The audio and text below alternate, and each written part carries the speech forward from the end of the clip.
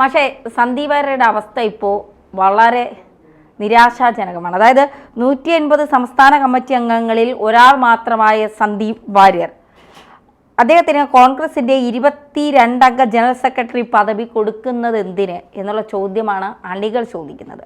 അതായത് KPCC general secretary സ്ഥാനം കിട്ടാനായി ആ കുപ്പായം തച്ചുവെച്ച സന്ദീപിന് മുൻപേ ഉള്ള പാർട്ടി പ്രവർത്തകരുണ്ട്, അല്ലെങ്കിൽ പാർട്ടിയിലെ നേതാക്കളുണ്ട്. അവർക്കൊന്നും കൊടുക്കാതെ സന്ദീപിനെ വിളിച്ചു കയറ്റി ഇതൊക്കെ ഓഫർ ചെയ്ത് ഈ KPCC ജനറൽ സെക്രട്ടറി സ്ഥാനവും ഒറ്റപ്പാലം സീറ്റുമൊക്കെ ഓഫർ ചെയ്ത് വിളിച്ചു വരുത്തിയത് എന്തിനാണ്?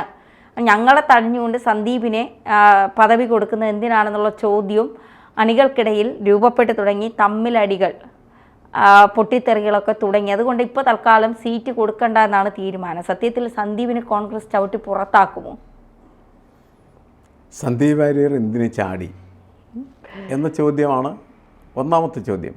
നമ്മളിപ്പോൾ IT മേഖലയിൽ, ഇൻഫർമേഷൻ ടെക്നോളജിയിൽ പല വലിയ വലിയ കമ്പനികളിൽ ജോലി ചെയ്യുന്നതായിട്ടുള്ള ചെറുപ്പക്കാരായിട്ടുള്ള ജോലിക്കാർ ചെയ്തുകൊണ്ടിരിക്കുന്നത് എന്താണ്? ഒരു കമ്പനിയിൽ നിന്ന് മറ്റൊരു കമ്പനിയിലേക്ക് അവർ ചാടുകയാണ്. ഒരു 4-5 വർഷം അവർ ജോലി ചെയ്ത് നിൽക്കുന്ന സമയത്ത് അവർ ഒരു പേപ്പർ വേറെ കമ്പനിക്ക് കൊടുക്കും. ഞാൻ നിങ്ങൾക്ക് സേവനം നൽകാൻ തയ്യാറാണ്, ഇത്ര പണം കൂടുതൽ എനിക്ക് നൽകിയാൽ മതി, അല്ലെങ്കിൽ ഞാൻ ഇങ്ങനെ ഡിമാൻഡ് ചെയ്യുന്നു. അങ്ങനെ ഡിമാൻഡ് ചെയ്ത് ചാടി വളരെയധികം പണം ഉണ്ടാക്കുന്ന ആളുകളുടെ ഒരു പുതിയ കാലം. ഇതൊന്നും പഴയ കാലത്തില്ലാത്ത പ്രക്രിയയെ. അപ്പോൾ ഈ ന്യൂജൻ സ്പിരിറ്റ് എന്ന് പറയുന്നത് രാഷ്ട്രീയത്തിലേക്ക് വന്ന കാഴ്ചയാണ് ഇപ്പോൾ നമ്മുടെ ഈ ഉപതെരഞ്ഞെടുപ്പിനും അതിനു മുമ്പുമുള്ള ഒരു കാലഘട്ടത്തിൽ നമ്മൾ കണ്ടുകൊണ്ടിരിക്കുന്നത്. അതായത് നേതാക്കളിങ്ങനെ കാലുമാറുന്നത് ഏതാണ്ട് നല്ല കാര്യമാണ് എന്ന നിലയ്ക്ക് വിലയിരുത്തപ്പെടുന്നു. എന്നുവെച്ചാൽ ഭാഗ്യാന്വേഷികളുടെ ലോകത്താണ് നമ്മൾ നിൽക്കുന്നത്. അതായത് കാല് വാരിയാൽ ഭാഗ്യം, കാല് വാരുന്നവർക്ക് മാത്രം ഭാഗ്യം. അങ്ങനെ വന്നതുകൊണ്ടാകാം സന്ദീപ് വാര്യർ എന്ത് ചെയ്തിരിക്കുന്നു? BJPയിൽ നിന്ന് നേരെ കോൺഗ്രസ്സിലേക്ക് ചാടുമ്പോൾ വലിയ വാഗ്ദാനങ്ങളൊക്കെ ഉണ്ടായിരുന്നു. ആ വാഗ്ദാനങ്ങളിൽ ഒന്നായിരിക്കാം ഏത്, ഈ അവരുടെ സെക്രട്ടറിമാരിൽ, ജനറൽ സെക്രട്ടറിമാരിൽ ഒരാളാക്കി മാറ്റുന്നത്. 22 ഉണ്ട് അല്ലേ?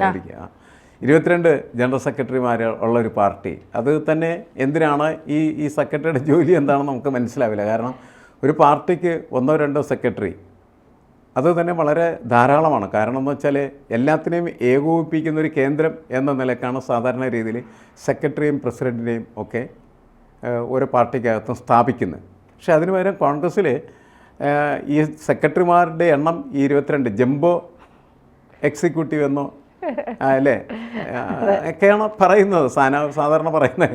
അപ്പോൾ വഴി പോകുന്ന മുഴുവൻ ആളുകളെയും ഉൾക്കൊള്ളാൻ വേണ്ടിയിട്ട്, ആരും പോകാതിരിക്കാൻ വേണ്ടിയിട്ടാണ് അത്ര വലിയ കൊട്ട വെച്ചിരിക്കുന്നത്. ആ കൊട്ടയിലേക്ക് ഈ സന്ദീപ് വാര്യരെ പിറക്കിടുമ്പോൾ ഈ കൊട്ടക്കകത്തേക്ക് കയറാനായിട്ട് കാത്തിരുന്നതായിട്ടുള്ള ഒരുപാട് KPCCയിലേക്ക് എത്തിച്ചേരാൻ വേണ്ടി ആഗ്രഹിച്ചതായിട്ടുള്ള ഒരുപാട് കോൺഗ്രസ്സുകാരാണ്. അവരുടെ വഴിമുടക്കുകയാണ് ചെയ്യുന്നത്. അവർക്ക് സഹിക്കില്ലത്. അതുകൊണ്ട് അവർ കലാപം ഉണ്ടാക്കിയിരിക്കുകയാണ് ചെയ്യുന്നത്. അപ്പോൾ അവർ കലാപം ഉണ്ടാക്കുന്ന ഇപ്പോൾ വേറൊരു ആംഗിളാണ്.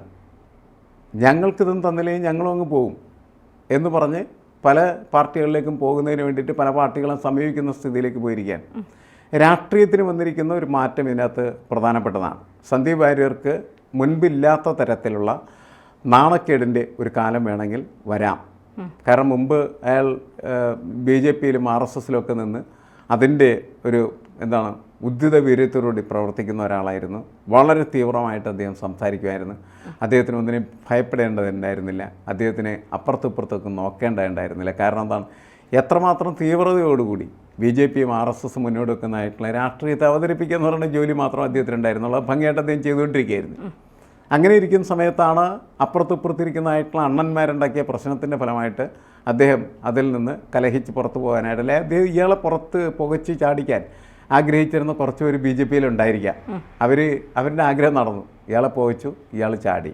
ഇപ്പോൾ അയാൾ എത്തപ്പെട്ടിരിക്കുന്ന സ്ഥലത്ത് അയാൾക്ക് വാഗ്ദാനം ചെയ്യപ്പെട്ടിരിക്കുന്നതായിട്ടുള്ള സ്ഥാനമാനങ്ങൾ ലഭിക്കാനായിട്ട്, അല്ലെങ്കിൽ ലഭിക്കുന്നതിന് വേണ്ടി ആവശ്യമായിട്ടുള്ള പണികളൊക്കെ കോൺഗ്രസിൻ്റെ നേതാക്കൾ വാഗ്ദാനം കൊടുത്ത ആളുകൾ ചെയ്തു തുടങ്ങി. പക്ഷേ കോൺഗ്രസ് പാർട്ടി എന്ന് പറയുന്നത് വലിയൊരു ആൾക്കൂട്ടമാണ്. ആ ആൾക്കൂട്ടത്തിൽ താഴെയുള്ള ആൾക്കൂട്ടം എല്ലാവരും കൂടി ഇയാളെ കല്ലെറിയാനായിട്ട് തുടങ്ങിയിരിക്കുകയാണ് ചെയ്യുന്നത്. അപ്പോൾ എന്താണ് സന്ദീപ് വാര്യർക്ക് ഇനി സംഭവിക്കാമെന്ന് നമുക്ക് പറയില്ല. കാരണം എന്ന് വെച്ചാൽ ഇയാൾക്ക് ഈ സ്ഥാനം കൊടുത്തില്ല എങ്കിൽ സംഭവിക്കുന്നത് ഇയാൾ തൃശങ്കുലാവുകയായിരിക്കും ചെയ്യും. അയാൾ BJPയിൽ നിന്ന് പോയി, പക്ഷേ കോൺഗ്രസ്സിൽ എങ്ങും എത്തിയില്ല. അങ്ങനെ വന്നു കഴിഞ്ഞിട്ടുണ്ടെങ്കിൽ BJPക്കാർ മുഴുവനും നാടുനീളെ ഇയാളെ തെറി വിളിക്കാനായിട്ട് തുടങ്ങുകയും അതിൻ്റെ ശക്തിയും അതിൻ്റെ തീക്ഷ്ണതയും സന്ദീപ് വാര്യരെ യഥാർത്ഥത്തിൽ കരിച്ച് കളയും എന്നാണ് എനിക്ക് തോന്നുന്നത് അങ്ങനെ ആയിക്കഴിഞ്ഞാൽ. അതുകൊണ്ട് സന്ദീപ് വാര്യർ വളരെ ശക്തമായിട്ട് എന്ത് ചെയ്യാൻ സാധ്യതയുണ്ട്, ഈ സ്ഥാനത്തിന് വേണ്ടിയിട്ടുള്ള പിടിമുറുക്കാൻ ശ്രമിക്കും എന്നാണ് എനിക്ക് തോന്നുന്നത്. അല്ല, സന്ദീപിന് ഇനി മറ്റൊരിടത്തേക്ക് പോകാൻ കഴിയില്ല. CPM-കാർ എടുക്കാത്തത് കൊണ്ടാണ് കോൺഗ്രസിലേക്ക് സന്ദീപ് പോയത് എന്നുള്ളതൊരു യാഥാർത്ഥ്യമാണ്. അതുകൊണ്ട് തന്നെ ഈ ഒരു പുനഃസംഘടനാ വേളയിൽ സന്ദീപിനെ ആ ഒരു സമയത്ത് പെട്ടെന്നങ്ങ് KPCC ജനറൽ സെക്രട്ടറി സ്ഥാനത്തേക്ക് കൊണ്ടുവരാൻ എന്നൊക്കെയാണ് ഇപ്പോൾ KC വേണുഗോപാൽ അടക്കമുള്ളവർ ആലോചിച്ച് വെച്ചിരിക്കുന്നത്. പക്ഷെ പാർട്ടിയിൽ ഇത്തരം സ്വരച്ചേർച്ചകൾ നടക്കുമ്പോൾ അണികളാണല്ലോ എല്ലാ പാർട്ടിയുടെയും ബലമെന്ന് പറയുന്നത്. അപ്പോൾ അതിൻ്റെ അകത്ത് തന്നെ സന്ദീപ് വാര്യരുടെ പേരിൽ പൊട്ടലും ചീറ്റലും ഒക്കെ ഉണ്ടാകുമ്പോൾ സന്ദീപിൻ്റെ ഒരു രാഷ്ട്രീയ ജീവിതം അത്തരത്തിൽ ഇപ്പോൾ സ്ഥാനമാനങ്ങൾ കിട്ടാതെ വരുമ്പോഴും ഇനി നാളെ ഇതുപോലെയുള്ളൊരു പോർവിളി അല്ലെങ്കിൽ ഇതുപോലെയുള്ളൊരു പൊട്ടിത്തെറി ഒറ്റപ്പാല സീറ്റിൻ്റെ കാര്യത്തിലൊക്കെ വരുമ്പോൾ ഇത് മുതിർന്ന നേതാക്കൾ കൊടുത്ത വാഗ്ദാനമാണല്ലോ. അണികൾക്ക് അതൊന്നും അറിയേണ്ട കാര്യമില്ലല്ലോ. ഏച്ച് കെട്ടിയാൽ മുഴച്ചിരിക്കും എന്നുള്ള രീതിയാണല്ലോ വന്നു കയറി വലിഞ്ഞു കയറി വന്നത് എന്ന് തന്നെയാണ് അണികളുടെ മനസ്സിൽ ഇപ്പോൾ ഒരു സന്ദീപ് വാര്യർ. അപ്പോൾ ഇത്തരത്തിൽ കോൺഗ്രസും കൂടി ചവിട്ടി പുറത്താക്കുക എന്ന് പറയുന്നത് ഈ സ്ഥാനമാനങ്ങൾ കൊടുക്കാതെ തള്ളിക്കളഞ്ഞാൽ സന്ദീപിൻ്റെ രാഷ്ട്രീയ ഭാവി എന്താവും? അല്ലേ, സന്ദീപിൻ്റെ രാഷ്ട്രീയ ഭാവി എന്ന് പറയുന്നത് അവസരവാദപരമായിട്ട് അദ്ദേഹം വികസിപ്പിച്ചെടുക്കാൻ പോകുന്ന ഒരു പ്രക്രിയയാണ്. നമുക്കിപ്പോൾ അതിനെക്കുറിച്ച് പ്രവചനം നടത്തുന്ന നിലക്ക് കഥയില്ല. കാരണം അദ്ദേഹം കേരള രാഷ്ട്രീയത്തിൽ BJPയുടെ വക്താവെന്ന നിലയ്ക്ക് നന്നായിട്ട് കാര്യങ്ങൾ പറയാൻ കഴിയുന്ന ഒരാൾ, അതുപോലെ നന്നായിട്ട് സംസാരിക്കാൻ കഴിയുന്ന ഒരാൾ എന്ന് പറയുന്ന ഒരു ഖ്യാതി അദ്ദേഹം രൂപപ്പെടുത്തിയെടുത്തിരുന്നു. അതിൻ്റെ ഒരു ഇമേജ് മേക്കിംഗ് പ്രോസസ്സായിരുന്നു. അത് കഴിഞ്ഞതിന് ശേഷമാണ് ആ ഇമേജ് വെച്ചിട്ടാണ് അയാൾ കോൺഗ്രസുമായിട്ട് എന്ത് ചെയ്ത് ബാർഗെയിൻ ചെയ്ത്. അങ്ങനെ ബാർഗെയിൻ ചെയ്ത അദ്ദേഹത്തിന് ചില നേതൃസ്ഥാനങ്ങൾ ലഭിക്കാനും അടുത്ത നിയമസഭാ തെരഞ്ഞെടുപ്പിൽ നിയമസഭയിൽ മത്സരിക്കാനായിട്ട് ഉറച്ച സീറ്റ് ലഭിക്കും എന്ന് പറയുന്ന ഒരു ഉറപ്പിൻ്റെ ഒരു കരാറിൻ്റെ അടിസ്ഥാനത്തിലാണ് അദ്ദേഹം എന്ത് ചെയ്യുന്നത് അങ്ങോട്ട് പോയത്. പക്ഷേ അദ്ദേഹം പുറത്ത് എല്ലാവരോടും പറയുന്നത് എന്താണ്, അൺകണ്ടീഷണലാണ് എൻ്റെ കോൺഗ്രസ് പ്രവേശനം എന്നാണ് പറയുന്നത്. യാതൊരു വ്യവസ്ഥയും ഞാൻ വെച്ചിട്ടില്ല എന്നാണ് അദ്ദേഹം പറയുന്നത്. പക്ഷേ വ്യവസ്ഥ വെച്ചിട്ടുണ്ടെന്നുള്ളത് നമുക്കറിയാം, എല്ലാവർക്കും അറിയാവുന്നതായിരിക്കും. കാരണം വെറുതെ വ്യവസ്ഥ വെക്കാതെ ഓടിക്കയറി ചെന്നിട്ട് എന്താ കാര്യം, എൻ്റെ താരും അയാൾ അടുപ്പിക്കില്ല. അപ്പോൾ ഈ വ്യവസ്ഥയാണ് അദ്ദേഹത്തിൻ്റെ ബലം എന്ന് പറയുന്നത്. അത് സ്ഥാപിച്ചെടുക്കാൻ വേണ്ടിയുള്ള നിരന്തരമായിട്ടുള്ള പരിശ്രമമായിരിക്കും അദ്ദേഹം ഇനി അതിനകത്ത് നടത്തുക. പല രീതിയിലും അതൊക്കെ നടത്താം. ഒന്നില്ലെങ്കിൽ കോൺഗ്രസിലെ അണികൾക്കും കോൺഗ്രസ്സുകാർക്കുമൊക്കെ സന്ദീപ് വാര്യർ ഞങ്ങൾക്ക് ആവശ്യമാണ്, ഞങ്ങളുടെ രക്ഷകനാണ് എന്നും തോന്നുന്ന തരത്തിലുള്ള പ്രവർത്തനങ്ങൾ നടത്താം. ഒന്ന്. രണ്ടാമത്, നേതാക്കളെ നല്ല രീതിയിൽ സ്വാധീനിച്ച് അവരുടെ മേൽ പ്രഷർ ചെലുത്തി ആ സ്ഥാനം അദ്ദേഹത്തിൻ്റെതാക്കി മാറ്റാനുള്ള പരിശ്രമം നടത്താം. ഇതെല്ലാം പരാജയപ്പെട്ടാൽ മാത്രമാണ് അദ്ദേഹത്തിൻ്റെ രാഷ്ട്രീയ ഭാവി എന്ന് പറയുന്നത് നിഴൽ വീണതായി മാറുകയുള്ളൂ. പക്ഷേ അങ്ങനെ പോയില്ല എന്നാണ് ഞാൻ കണക്കാക്കുന്നത്. കാരണം എന്താണ്, ഒരു ഭാഗ്യാന്വേഷികളല്ലേ. ഭാഗ്യാന്വേഷികൾ ഒരിക്കൽ പോലും ഈ നിഴൽ വീഴ്ചയിൽ വരാനായിട്ടുള്ള സാധ്യത കുറവാണ്. അതുകൊണ്ട് സന്ദീപ് വാര്യർ എങ്ങനെയെങ്കിലും ഏതെങ്കിലും രീതിയിൽ ഈ കാര്യമൊക്കെ നടത്തി കോൺഗ്രസിൽ എവിടെയെങ്കിലും കയറിയിരിക്കും എന്ന് തന്നെയാണ് നമുക്ക് കരുതാം. ഈ സന്ദീപ് വാര്യരുടെ ഈ പോക്ക് BJPക്കാർക്ക് വലിയ രീതിയിൽ ഇപ്പോഴും പല BJPക്കാർക്കും വിശ്വസിക്കാൻ കഴിഞ്ഞിട്ടില്ല എന്നുള്ളതാണ്. കാരണം വെറുപ്പിൻ്റെ ഫാക്ടറി, വെറുപ്പിൻ്റെ നായകനാണ്, സ്നേഹത്തിൻ്റെ കടയിലേക്ക് ഞാൻ ഓടിക്കയറുന്നൊക്കെയാണ് സന്ദീപ് വാര്യർ പറഞ്ഞത്. അപ്പോൾ ഇത്തരത്തിലൊരു സീറ്റ് കിട്ടില്ല അല്ലെങ്കിൽ ഇത്തരത്തിലൊരു പദവി കിട്ടില്ല എന്ന് പറയുമ്പോൾ അത് BJP അത് ഏത് രീതിയിൽ ആഘോഷിക്കാനാണ് സാധ്യത? അല്ല, BJP ഇപ്പോൾ ആഘോഷം തുടങ്ങാൻ സാധ്യത കുറവാണ്. കാരണം എന്ന് വെച്ചാൽ കാത്തിരിക്കുക, എന്ത് സംഭവിക്കും എന്ന് നോക്കിയതിന് ശേഷം മാത്രം പ്രതികരിക്കുക എന്ന സമീപനമായിരിക്കും അതിൻ്റെ തടുക്കാൻ സാധ്യത. കാരണം ഇപ്പോൾ കയറിയവർ ആഘോഷിച്ചിട്ട് എന്താ കാര്യം? ഒരു കാര്യമില്ല.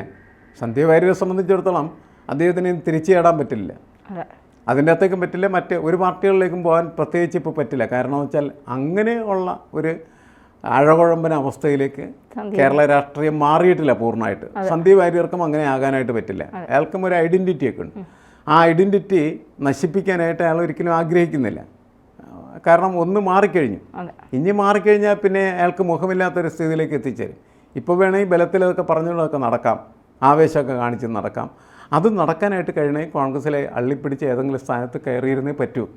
വ്യക്തിപരമായിട്ട് അദ്ദേഹത്തെ സംബന്ധിച്ചിടത്തോളം അദ്ദേഹത്തിൻ്റെ സ്ഥാനമാനങ്ങളൊക്കെ നിലനിർത്തി രാഷ്ട്രീയത്തിൽ അദ്ദേഹത്തിൻ്റെ ഇരിപ്പിടം ഉറപ്പിക്കുക എന്ന് പറയുന്നത് പ്രധാനപ്പെട്ട ഘടകമാണ്. അതുകൊണ്ട് അതിനുവേണ്ടിയുള്ള പരിശ്രമങ്ങളായിരിക്കും അദ്ദേഹം നടത്തുക. അതിൽ ചിലപ്പോഴൊക്കെ വീഴ്ചകൾ പറ്റും. വീണാൽ വീണെടുത്ത് നിന്ന് ഉരുണ്ട് കയറാനായിട്ടുള്ള ശ്രമമായിരിക്കും സന്ദീപ് വാര്യർ നടത്തുക. അതല്ലാണ്ട് മറ്റൊരു വഴി അദ്ദേഹത്തിന് മുന്നിൽ ഇപ്പോൾ ഇല്ല.